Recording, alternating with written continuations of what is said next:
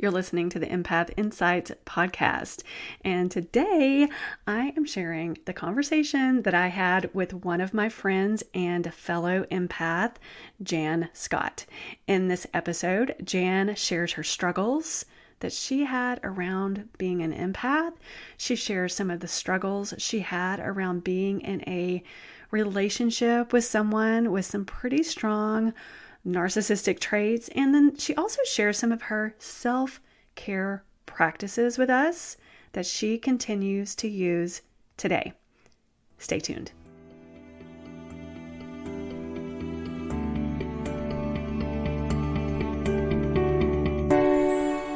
I'm Rachel Hudson, and I help empaths just like you learn to thrive, learn to stop absorbing other people's stress, and embrace your natural gifts. I also teach you how to manage your sensitivities in this sometimes insensitive world we live in. Welcome to this week's episode, everybody. And I do have my very first podcast guest, Jan Scott. Welcome. It's so good to talk to you today. Thank you for having me, Rachel. What an honor to be your first guest. Oh, I'm so excited. So if you'll just tell our listeners a little bit about who you are, where you're from, maybe a little background about you and how we met. Of course, I'd love to. So I grew up in Scotland. That's why I've got this funny accent. So I grew up there, went to school there, studied there. And after my studies, I went off to teach English as a second language overseas. So I worked in the Middle East and in China. And I've been living in Southwest Germany at the Lake of Constance for the last 11 years. So I don't know what it is. It's something that runs in the family. I've got a serious case of wanderlust. Basically, I'm really curious about different people, different cultures. I love meeting people, which can be a double-edged sword sometimes, energy-wise. And I'm pretty good at connecting with people as well. So I'm always seeking to connect with people and also generally seeking harmony. How we met was that you're a moderator in Stephanie Chiver's group. Right. And I don't know how long you've worked with her. So Stephanie is a woman who had a Facebook group called Women Who Don't Drink. Right. She's an alcohol coach, recovery coach. She's excellent. So I've been working with her as a mentor as well since the beginning of the year. But back in 2018, I was thinking about my drinking, questioning my drinking, and I was on this group. And then she said, I've got a lady who does meditation. Yeah. And then so Rachel was on there with a meditation, and then she talked about her empath coaching. Yeah. So we connected actually fairly quickly. We really connected in that group. And then from there, we started our little empath group, and you joined my group when we had a membership group coaching program. And so we've been friends ever since. Yeah, that's right. Yeah, I love that group, and I miss it sometimes. But Yeah. I'm so glad you've still got the Facebook group where all the members are there, and I see them pop up in the comments, and so it's great to still have that contact. Fantastic. Yeah. So for you, just tell our listeners what it was like for you growing up. I mean, like you, I didn't know I was an empath. I probably didn't even know what that word meant. But looking back, growing up, I really had some aha moments just looking back on how I grew up. So if you'll just share a little bit about what it was like growing up for you. Yeah, just a little. Yeah, so I don't know if it's something to do with being Scottish, but I'm really good at showing my emotions. I definitely have a lot of emotions and feelings, and I am really sensitive, but something either to do with my upbringing or whether that's to do with the household I grew up in or the culture I grew up in, I just never wanted to be that person, crying in public or being over emotional. So I always I think I kind of ran away from the fact that I was an empath. In terms of, the amount of emotions I would pick up and be dealing with. I sort of felt I had to deal with that all internally, which is something I'm still figuring out. I'm still working out how to have a more healthy relationship with my emotions. Right. And so, yeah, I would say emotionally, I didn't really know how to deal with all these emotions and things that I was feeling. But I would pick up on moods and on the atmosphere in a room and things like that. And one thing, I grew up in the countryside in Scotland, so I was outdoors a lot. You know, our parents used to have us to call us to come in to get us to eat. Right. Then we'd be straight back outside again. And, that's something I've only really relatively recently realised, that this is exactly what I need as an adult. I need to be outdoors as much as possible. It makes a huge difference, especially for us empaths. And sometimes we want to fight it. And we're like, no, no, no, I don't need to get out. But we can really tell if we haven't been outside and spent enough time outside in nature. So, how did you? I know this answer, but our listeners don't. How did you come to understand or find out that you were an empath? Yeah, this is a kind of a funny story because it's just, it came out of nowhere. And the person who basically told me or informed me that I was an empath is, I'm not even friends with her. It was like a friend of a friend. So we were all on a kind of a girls' night out, and I never met this woman before. And immediately she got into quite a deep conversation topic, which is fine by me. Like I love like diving right in there and, pushing the small talk to the side. And she was talking about her unhappy marriage, and I had just got out of an unhappy marriage. Oh. And she was explaining that she was married to a guy who was basically a clinically diagnosed narcissist. Oh, wow. Like, he cannot be helped. He cannot change. He cannot, therapy will not help him. And this is him, and this is what I deal with. And then she talked about herself, and she said that she's an empath, that she's always striving for harmony, and that this narcissist empath dynamic is really common. And she said to me, is your ex-husband a narcissist? No. I asked her, I said, does your husband, does he like love himself? Is he like full of himself? Is he, super confident and thinks he can do no wrong? And she said, no, he's the opposite. He's always like, the attention is all about him, but Right. he was, the pessimist and the worrier, and that was what was sucking up all the energy, is that she was trying to meet all of his needs to get the balance, to get the harmony in the relationship. And she said, him being like that makes him a narcissist. And I'd never heard that before. I was thinking about the charmer, and the know-all, the super confident guy. And she said, no, he's the opposite. Interesting. Yeah. And so that conversation really stuck with me. We went out dancing and stuff later, and it was kind of a long night. It was a big night. But, the conversation really stuck with me. So I started Googling these terms, narcissist, empath. I started Googling the relationship dynamic, and then I found a couple of articles. I think it was on Psychology Today.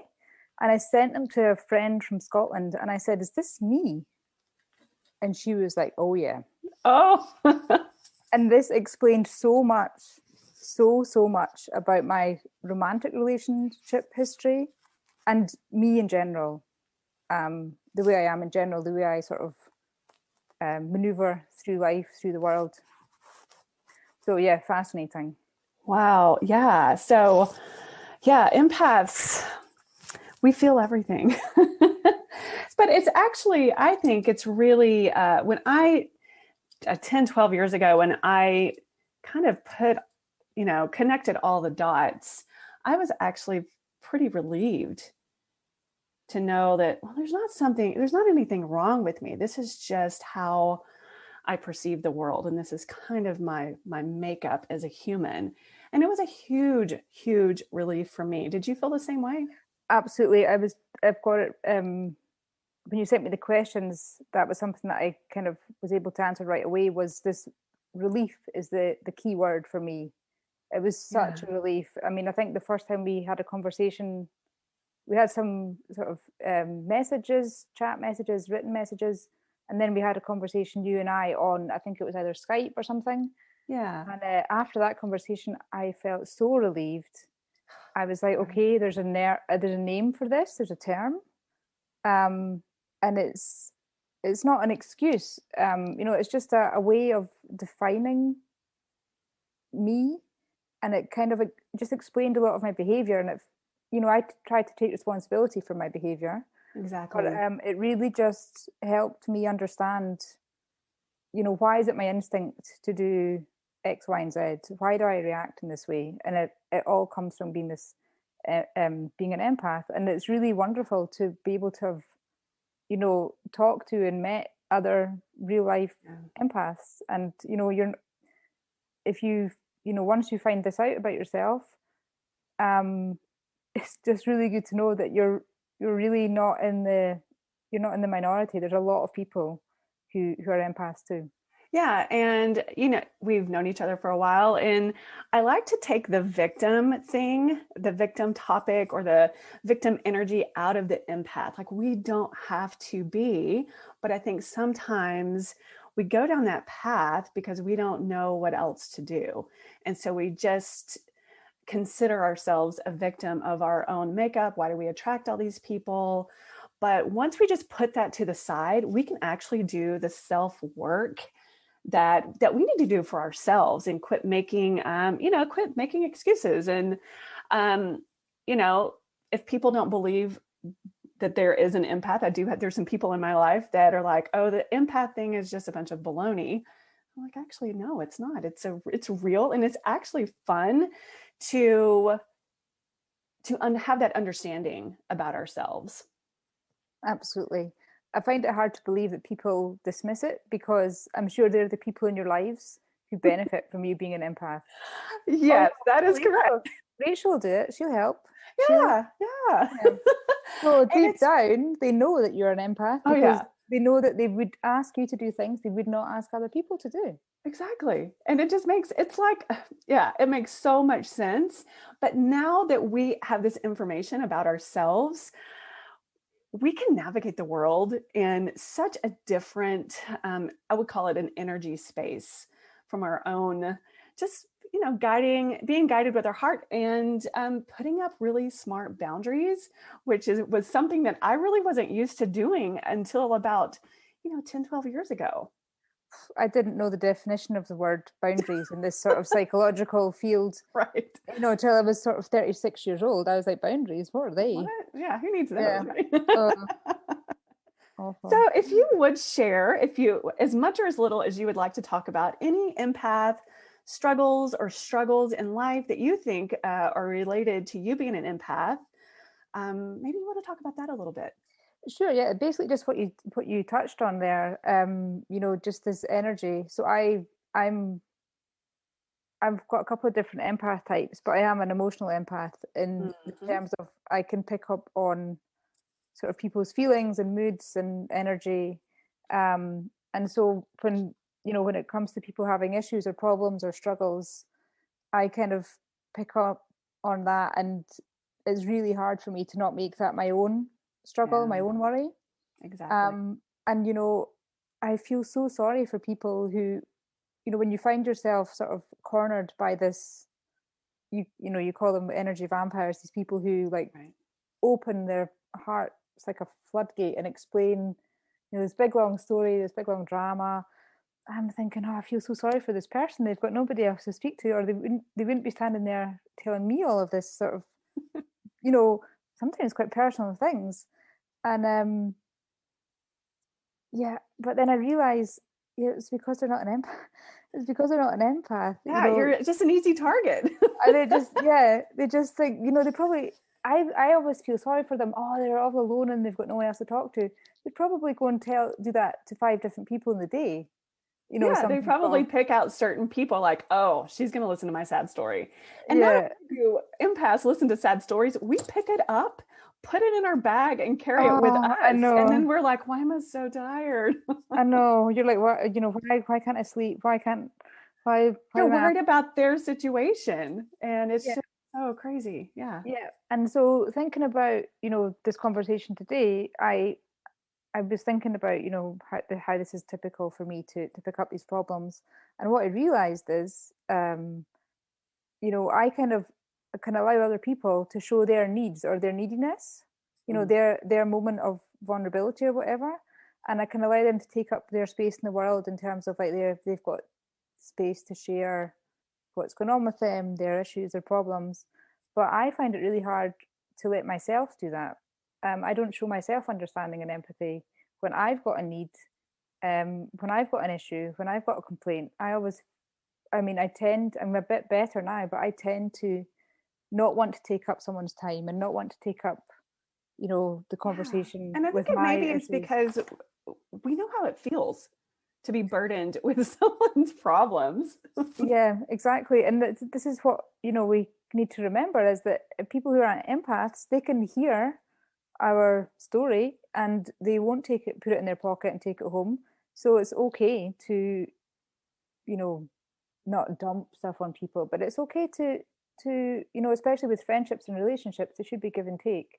So that's something Exactly. I kind of had to learn. Um, Yeah. yeah, and I would say I'm a recovering like people pleaser. Yeah. So I Same. used, yeah, exactly. So many people in the empath group are the same. So I used to be in helper mode a lot. And this, I ended up really, really drained at the certain stages of life because I was always jumping to help other people. And then, my needs were so far down the list that sometimes I couldn't even recognize what my own needs were. Or you're so exhausted, you're like, I can't deal with my own stuff right now. No, exactly. It just Yeah. gets put off. And so, if you think about your emotional resources, your emotional energy, as kind of like money, like that was all getting spent on other people. And then, it was like the bowl was empty when it Yeah. came Your to, emotional bank account is like in the yeah, negative.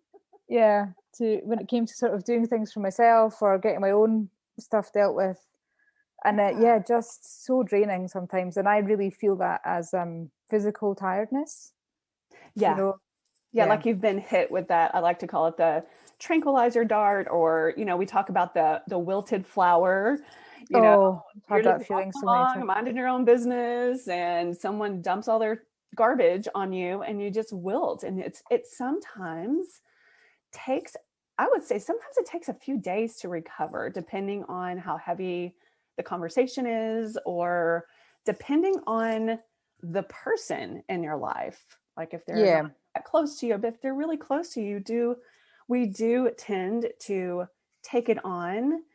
I know it's getting better for empaths because we have more resources now, and we've got things like journaling and hanging out in other groups. So that's always helpful. So you said you identified with a couple of different empath types, and you mhm. just mentioned emotional. Is there any other one that kind of stands out to you? Yeah, absolutely. So I would definitely say that I'm an earth empath. Oh, Um, yes. yeah, I love being outside. I love the mountains. I love the forest. So I live near the River Rhine, which runs into the Lake of Constance. And I grew up in Scotland where there's a lot of water, usually coming out of the sky Yeah. in the form of rain. But yeah, Right. um, yeah, this is something that really helps to ground me. And yeah, I mean, I get really restless if I'm stuck indoors all the time. Yeah. And so it doesn't need to be hot or warm. At the moment, the weather's really clear and sunny here, but it's still fairly cold in the mornings. Okay. You know, dry weather, clear skies is just ideal. And Sounds beautiful. yeah, and I figured out I need to kind of live in a place that's got at least some hills or mountains because I Yeah. grew up in a valley surrounded by hills. And I just can't imagine living, somewhere like the prairies in Canada where it's completely flat, Yeah. or Flat. a city that's just, skyscrapers where you can't see this sort of natural horizon line. And where I've lived in my life, most of the time I've lived somewhere where I've got this sort of view, and I realize that's really what I need. And to Well, be I know you outside, shared some photos with us when we were in the empath group. Oh my goodness, you live in a beautiful place.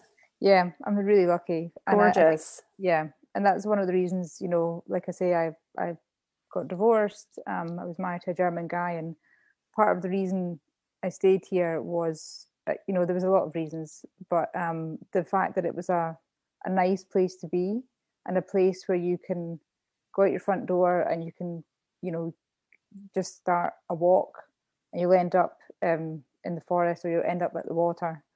So that's something I really need as, full-time, on a full-time basis. It wouldn't be enough for me to live in a massive city and just go on a sort of 2-week vacation. What other aha moments or realizations did you have once you learned that you were an empath? Anything pop in Yeah, there? so we talked about boundaries. So as I said, I had no clue, and I learned about them. I was in therapy and things after the separation, so I learned about boundaries.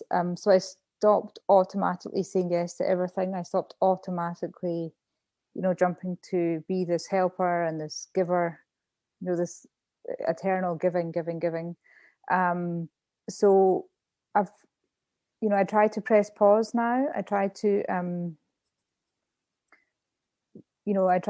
before I just say yes or yeah, I'll do it and I'll help, um, you know, sort of look internally first, figure out, do I have the capacity for that? Do you have the time for that?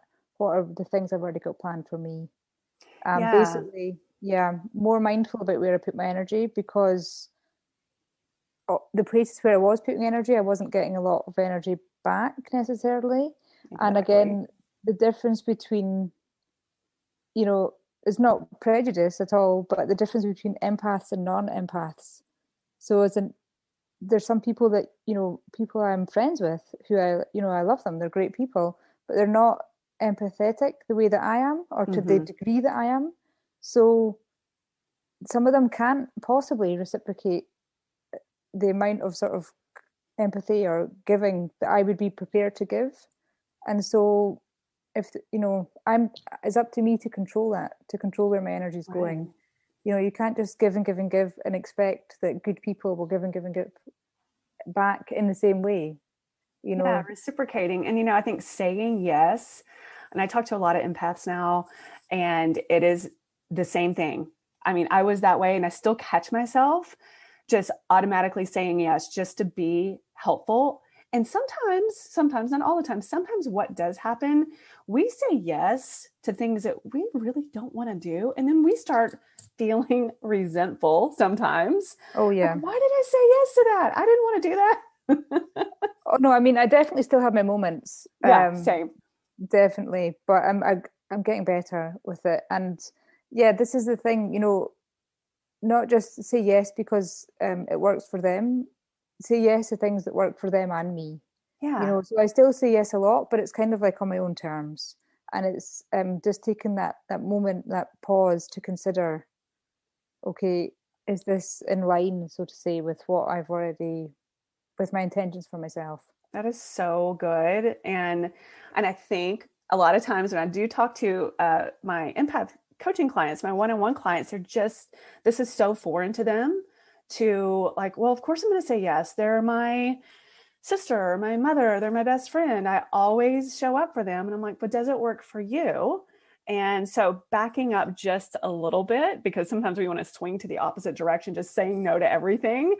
Yeah. But, just backing off just a little bit is always something that I do tell my clients, because it does seem kind of weird. We feel like we're being mean, and we're not, not saying yes kind of feels like we're just kind of being rude. And it's Hmm. not the truth. And we have to, once we can kind of turn it around, like how can I say yes to myself? Well, to say yes to Exactly. myself actually means no to this person for now. Yep. So I actually sort of practiced on a really small scale. So I practiced saying no to people that I sort of knew the most, that I trusted the most. And and the thing is as well, you have to, when you try something out, like saying no to people, or basically when you try anything out, it's good to try and reflect on it. So I would try to remember to reflect on, okay, I said no, um, and the world, nothing bad happened. The world didn't stop Right. turning. The friendship didn't go down the drain. I just made a very small boundary, which was, not unreasonable, and that person completely accepted that. So the thing is, if you don't reflect, if you're not able to reflect on how you've changed your behavior, it's difficult to give yourself that positive feedback about it. Um, Yeah. so And sometimes that's something people, really the mindful. empaths, we as humans, we want that quick fix. We don't want to sit down and write our journaling exercises because we're like, oh, that doesn't matter.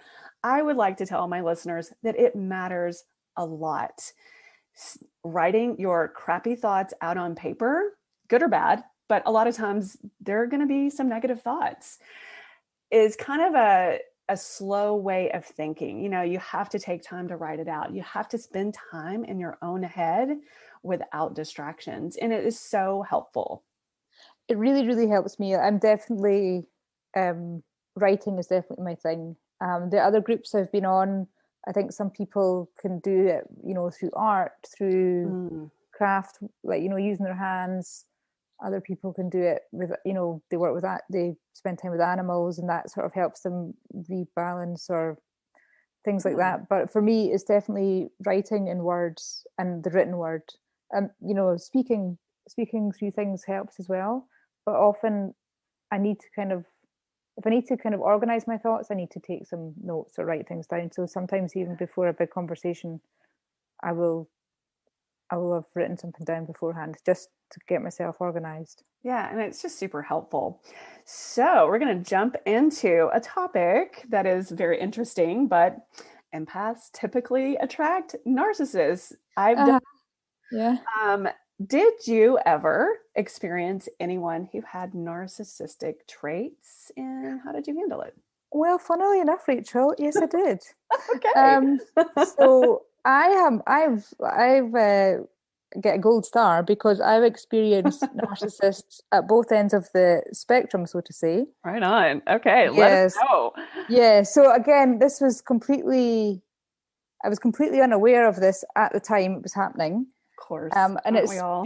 yes, and it's been since I've discovered that, and I'm an empath, and I've talked about it, read about it, found out about it, and now I've got the sort of vocabulary, the language to speak about it, and really look back and see. I mean, there's no doubt in my mind that's exactly what was happening. That's exactly how these people should be classified. It's not name calling; it's the truth. It's the truth, right? Yeah. So what were your experiences? If however little or much you want to share, it's up to you. Okay, so there's two characters in this story. Okay. So my ex-husband, so he's a little bit. You remember I told you about this acquaintance's husband. So my ex is very pessimistic, a worrier. He was firmly in the victim role. Okay. It's him against the world. Why did this always happen to me? All this kind of things. And so he was very much, that was where he was at. And this made him very needy. He needed reassurance. He was, so that was, as you can imagine, just completely draining. He's the sort of guy who he had a problem for every solution. I would come problem up for with, every solution. That's a good one. yeah. So he would come up with sort of all these scenarios about how everything can go wrong, and I would say, yeah, but what about this? And we can try that. And then he would just, shoot down on my positivity. And like, I'm running out of ideas. yeah, my whole, this is my whole mode of like giving, helping, trying to find the harmony. I was trying to do my work and his work in the relationship to make it harmonious. Yeah. So, I mean, you can imagine after we separated, I was just absolutely exhausted. Like, I can't even probably for months. Yeah, possibly years. So we split in 2016, and I would say I'm feeling good now. Good. Yeah. Yeah, you know yourself. You've been alongside with me part of the journey, so So he was one character. I'm going to talk about a bit about some of the behaviors that the two people have in common after I describe the second character. Sure. Yeah. So the second character was the other end of the spectrum. He was so handsome, so charming, so confident. And that's kind of the textbook description, really. Oh, but yeah, I mean the Disney narcissist. Yeah, okay. So to say. Right. Yeah, so the very first impression, I was just blown away by this guy and blown away by his interest in me. As time goes on, and when I look back, he's pretty predatory. Yeah, they just sneak up on us. You're like, why didn't I ever see that? Well, I think I kind of knew it was happening on one level, Yeah. but this was right after my separation, and I was like, I don't really care.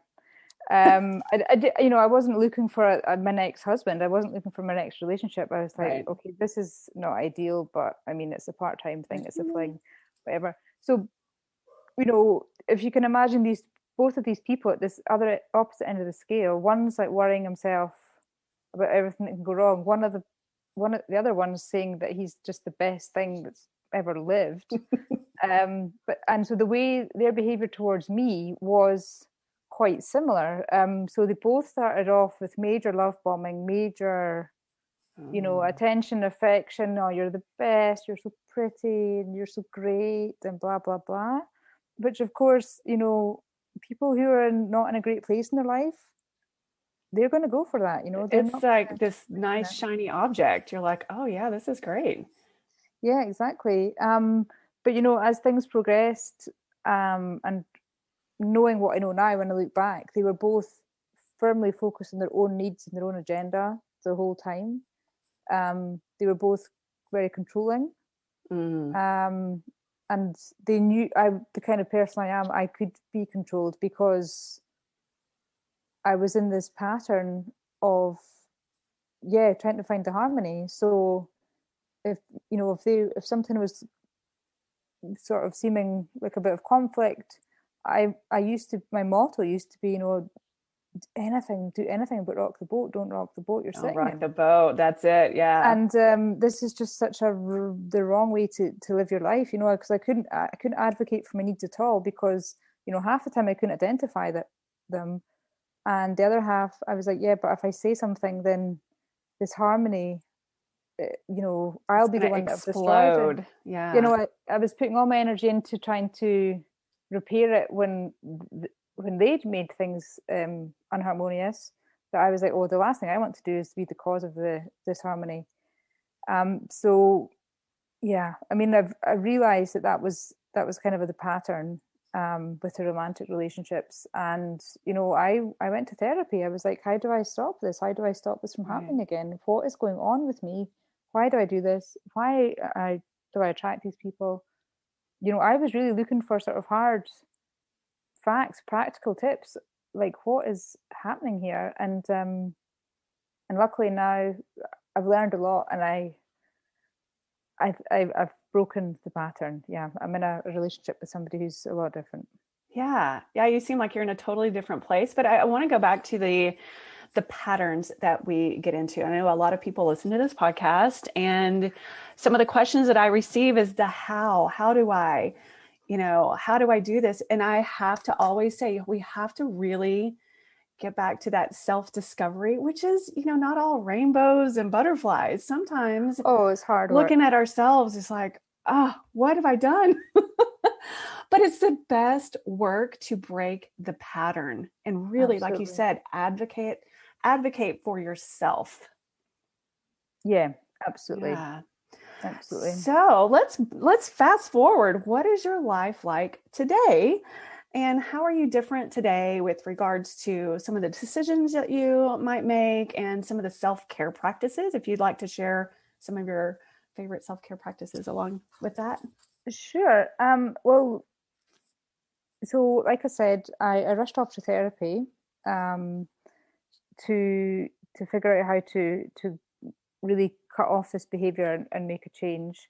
The way that I really kind of got over my relationships with the narcissist, or got them out of my life, was by using boundaries, by setting boundaries once I'd learned about them. Mm-hmm. And the key thing I did was that I explained myself, often several times, and then after a point, I stopped explaining myself.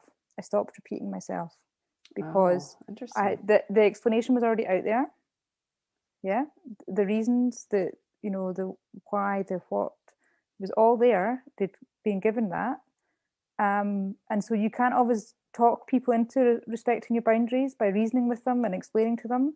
Sometimes, Especially a narcissistic yeah, person. Yeah. yeah. So the only way to get the boundary visible to them or respected by them is with your actions, to show them Exactly. So, I mean, these are people, it was clear that I didn't want them in my life anymore. And I think it's difficult if you're dealing with a narcissist in your family, in your workplace, an acquaintance that you're going to be seeing every now and again.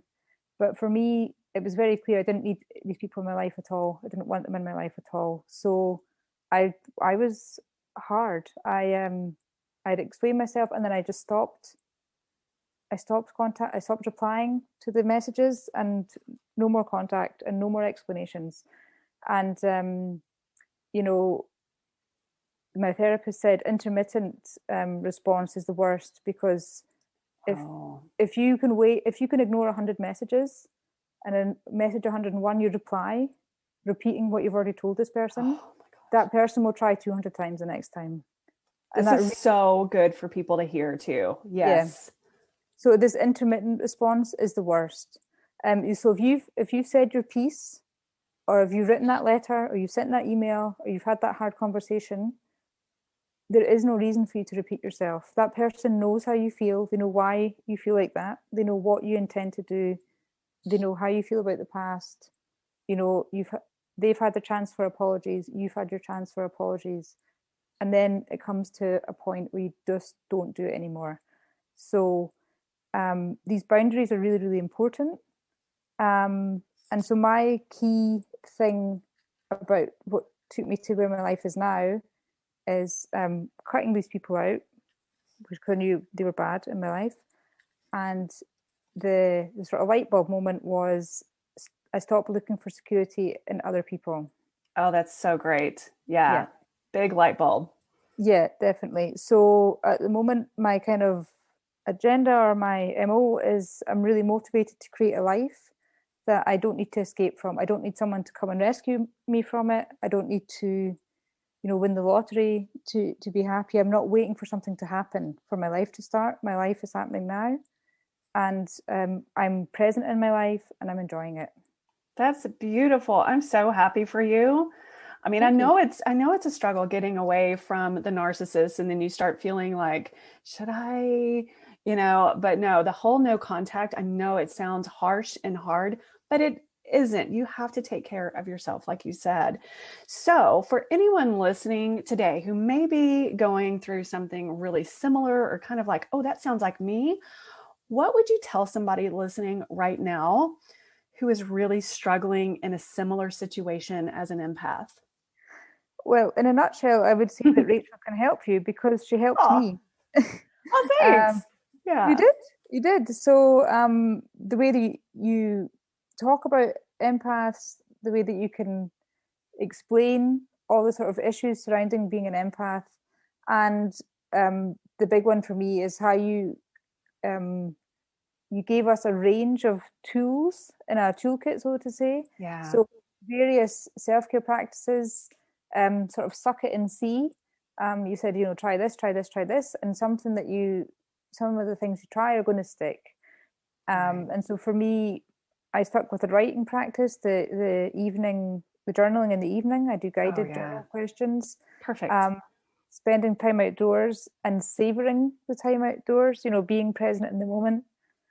I'm not great at meditation, but I do really love your calling in the light meditation. Yeah, Um, you did really connect with that one. Yeah, I've got yeah, so many meditations on my website, but yeah, that's somebody connects with something different. It's so interesting. yeah. Yeah.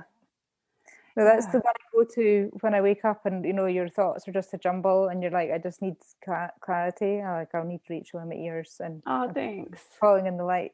Yeah, Yeah. and it really There helps. are so many different tools, and I like to tell my clients or anybody who I'm you know, talking with about being an empath. I'm like, there's so many tools out there. All you have to do is it's like trying on an outfit. It's like going shopping. This might feel like a tight sweater, and those tight sweaters that never fit Yeah, right. That might yeah. not work, but this next outfit might work for you. So that is beautiful. Well, that actually wraps it up for us. So I want to thank you so much. Our listeners are going to get so much out of this episode. I just can't thank you enough for just sharing your experience with my audience. And I'd love to have you back sometime. Well, I'd love to be back. It's been an absolute pleasure. Now, if you're ready to start thriving as an empath, if you're ready to start banishing those energy vampires, I'd love to invite you to work with me one-on-one.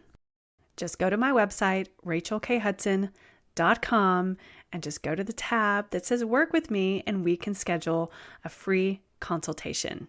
Well, I hope you have a wonderful day, and I hope you have a wonderful week. Be kind to yourself. Say nice things to yourself, and be kind to others, and I'll see you next time. Bye.